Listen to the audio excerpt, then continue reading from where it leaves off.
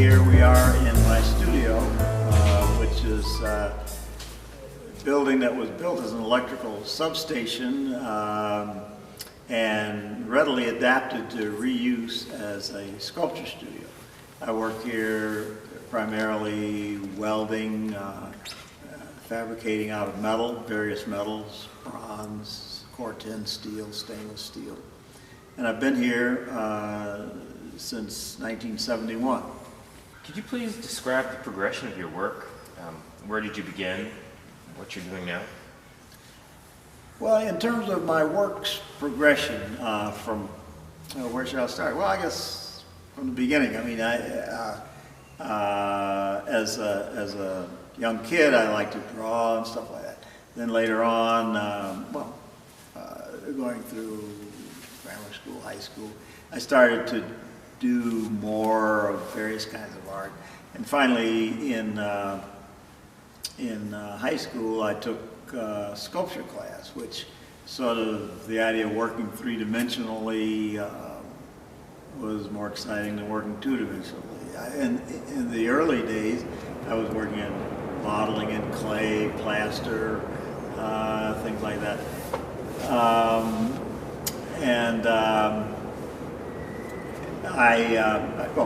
Just in terms of background too, I grew up in Chicago, went to Chicago Public Schools, and then at a certain point when I was like 7th or 8th grade, I started taking classes in the junior school at the Art Institute. And in high school, I ended up taking a sculpture class in this junior school, which is what got me started. As I mentioned, working mostly modeling in clay, maybe using plaster. And then I ended up going there to college and continued to do sculpture.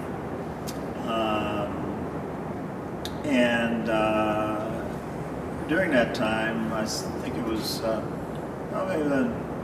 either the freshman or second year, I saw an exhibition at the museum called Sculpture in the 20th Century. It was a survey of sculpture up until, this was the 50s then, and featured work by people like David Smith, Julio Gonzalez, various other sculptors from Britain and other places who were working directly in metal, that is to say welding, fabricating metal. And most important was the work I saw of Julio Gonzalez, who had come at the same time Picasso did, from Barcelona to Paris, and worked there. And as a matter of fact, they were friends. And Gonzalez helped Picasso do some of the welded iron things he did, like the Monument to Apollinaire and various other things. And found his own, special style, Gonzalez did, in working directly in that method himself. He'd had a background in blacksmithing and metalworking back in Barcelona. His family were metalsmiths. They worked on the Sagrada Familia and all that kind of thing. But anyway, so he was somebody who was able to really kind of usher in through his association with Picasso and beyond this idea of working directly in metal and a technique he called the marriage of material and space. As they exploiting the tensile strength of metal, the possibility of positioning it here and there more freely than you would with traditional materials that you either carve or model and then have to support some way or other. And interestingly, David Smith saw his work in Paris in the 30s, late 30s, and was taken by it and started to work in that direction, as did many others. And so there I was, seeing this work at the Art Institute, and I said, I want to do that, which I sort of, in various steps, proceeded to do. I first started to make things out of soldered wire. Well, I took a class in metalsmithing, which was more like decorative metalsmithing. making jewelry, bowls, stuff like that. But like I say, I started to actually make what I call sculptures out of soldered wire, and then went on to get a welding torch, oxyacetylene welding torch, and move on to other things. And then I've been doing that then for another 50 years. Yeah. Your miniature wax maquettes are part of your process in creating large-scale work. So how do you come to this process, and what other rough drafting techniques do you use or have explored? And what appealed, this idea of using wax specifically for your sculptures? Like, how did you come about that?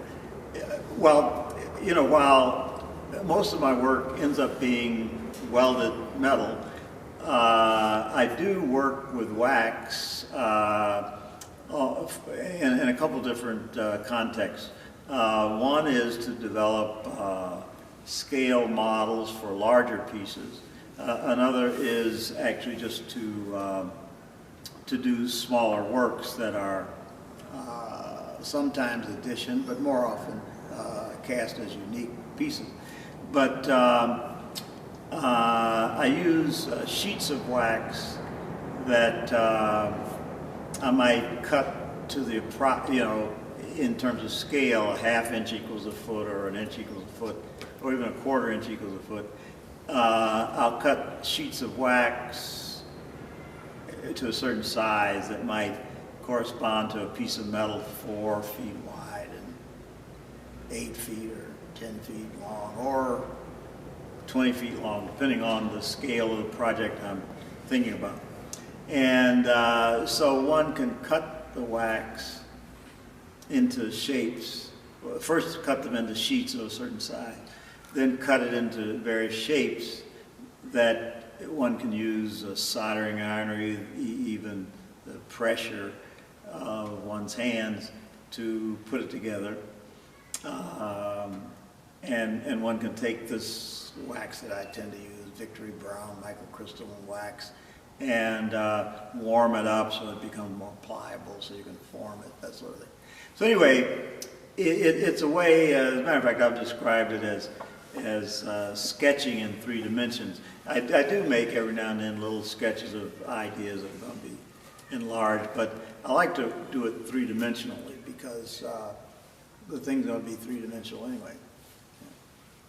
Great. And what about like difficult pieces? What would be if you ever had like a piece that was you'd really wrestled with, it might have taken you a long time. I think the question is, what was your hardest piece over the years? Well, when I think about work, degrees of difficulty or ease or whatever, well, there are various things that one might describe as difficult or challenging. It may be a large piece, it might be just something technical or logistical, how to place something over here and something over here and not have it fall down on you or what, But then there's the whole thing about conceiving something and developing, while you know how to put things together. There are challenges that arise with certain things that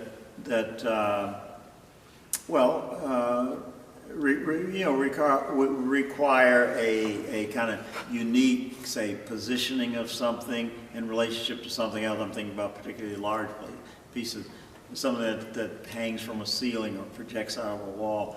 And so, as a matter of fact,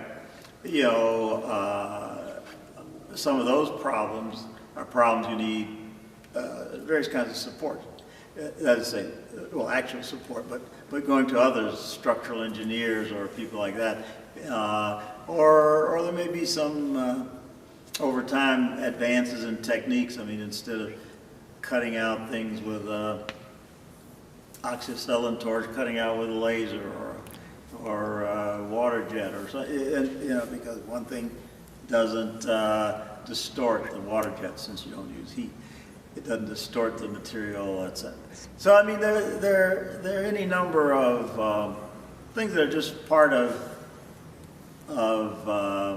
just moving along in one's career. You solve some problems, others arise, and but on the other hand, you get more used to it, and it's all part of a day's work.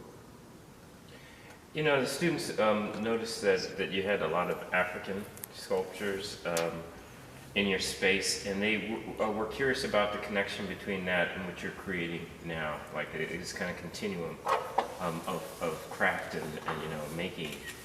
So we're wondering if you could talk a little bit about this and talk about maybe how this affects your work, and if there was any particular objects or sculptures that had like maybe a stronger connection, I guess, to this, the work that they've seen, this African sculptures here. You know, my work over the years has been influenced by any number of things. You know, I've talked about, you know, my style, which is, you know, direct metal, fabricated, welded sculpture. And one of the things that, talking about various influences, you know, specifically the influence of African art on my work, I mean, it turns out I collected, I mean, like, over the years, well, I started collecting some pieces in the middle to late 70s. But then I started to see pieces that were made out of iron, well, you know, also bronze and all. But I got particularly interested in the ones made out of iron. For one thing, they reminded me of some of Picasso and Gonzalez, David Smith sculpture. And as a matter of fact, for instance, David Smith collected some of the same things. And I was looking at a book, showed his studio at Bolton Landing, you know, and there were some of these iron throwing knives on the wall, which reminded me of some of his tank totem sculptures. Which brings me to talk about the fact that, you know, all of modernism was influenced by various kinds of tribal art, in particular African art. But, you know, the art that was discovered, you know, in Europe, France, Germany, and all, from all the other cultures that represented some of the places that had been colonized by those people. And it's well known that Picasso and all those, they go to the Musée de l'Homme, and they even collected all these things. So, anyway, you know, I have certain things around in the studio, but I also collect other things like Piranesi prints and a few other kinds of things like that. But so there's an interest in a whole range of things. I mean, just if you walk around here, you see all these African pieces. But you know, if I had some of my prints, Piranesi, other old masters around, they'd be all dusty, or a spark might get on them and burn them up. Right. But on the other hand, I'm just saying that there's, you know, there's all of that to, and not to mention the fact that one collects what one can. I mean, if I had all the money in the world, I'd have a few other things around the studio and elsewhere in my collection. But certainly, the connection for me with, well, just the whole history of metalworking in Africa is interesting. Because a lot of people think about African art, they think about things carved with wood, raffia, hanging cowrie shells. But, you know, going back to prehistoric times, there's evidence of work being done in metal in Africa. And the last question, it has a little bit more to do with your inspiration and how maybe you contextualize yourself with other artists. The question was, or is, describe how you look at art and when you go out to galleries and museums. Where do you go to see artists, or where are your favorite places rather that you go to see artists in town, maybe even internationally? And if you can describe a specific experience you had viewing the work of another artist that you really respected, and how did this affect you in your own practice? It's good. Well, when I think about looking at the art of other artists, either my contemporaries or art from other periods,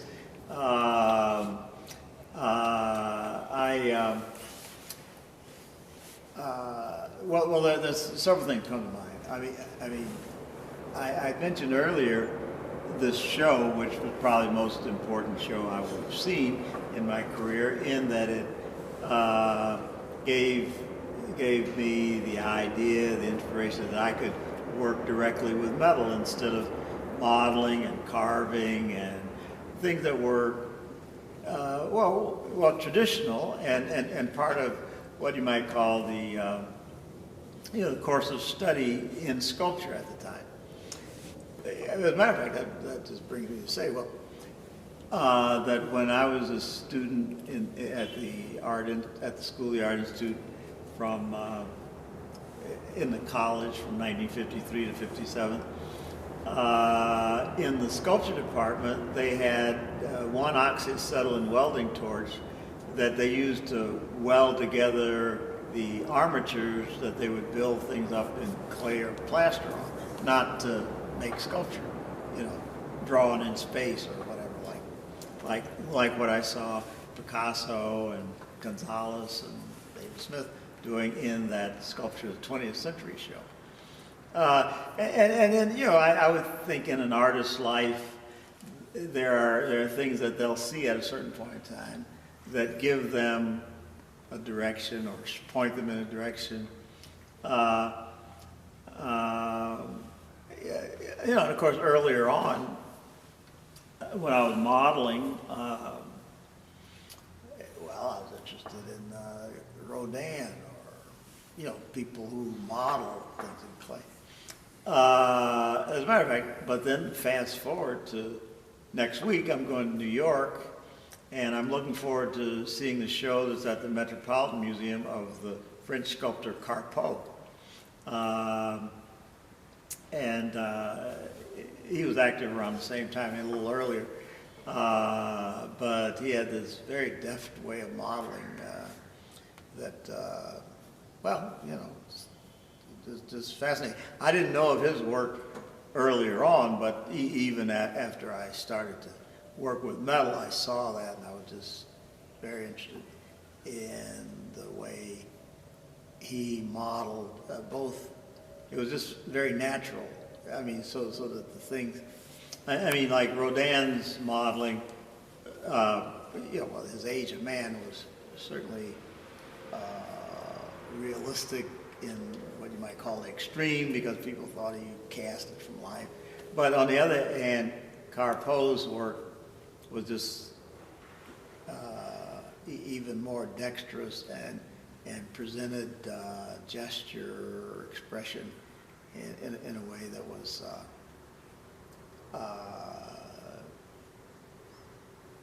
just very engaging, I guess. So anyway, I'm looking forward to seeing that show. Now, it doesn't have anything with what I'm going to come back and do, I don't think.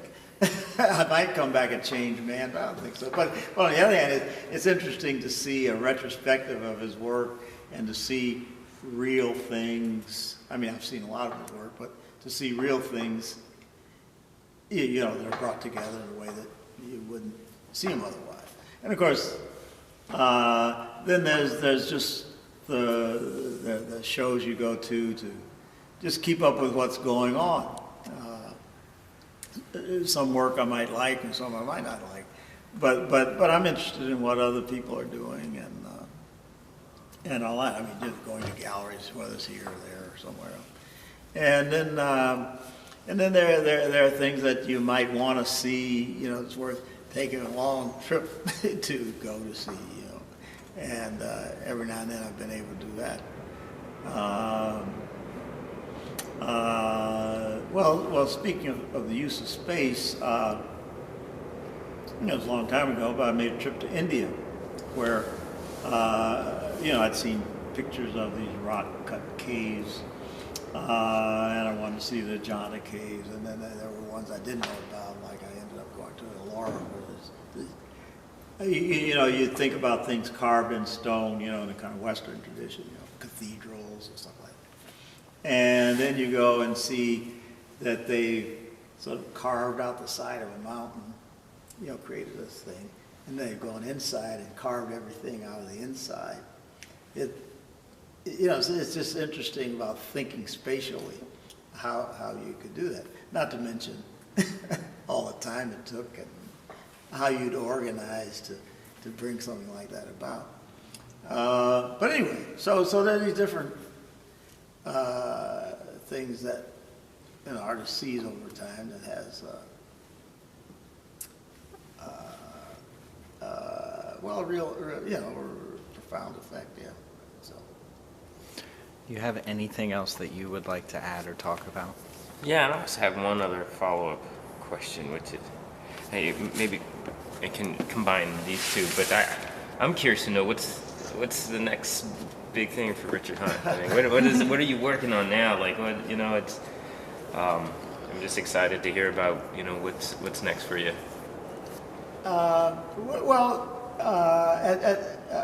At this point, I've got a lot of little things that you see around the studio that I keep thinking, I'll put a few hours in and finish that up, or finish that up. And one thing to be said too is that it's easier to start a sculpture than finish it. So, and then as time goes by, there's more things that I've started and not finished. So, whereas 20 years ago I might have had 4 or 5 pieces that were unfinished, now I have 25 pieces that are unfinished. And it seems that it's continuing to go that way. So ask me next year, I might have a better answer. But then so there's kind of finishing up things that I've started in the studio. And then I'm starting to work on, like I mentioned, I think I mentioned, that I work on some large-scale pieces in various kinds of welding, fabricating places.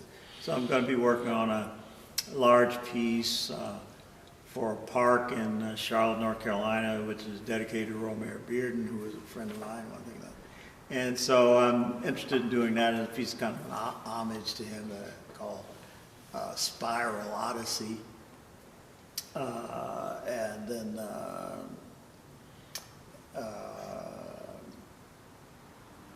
a couple other pieces.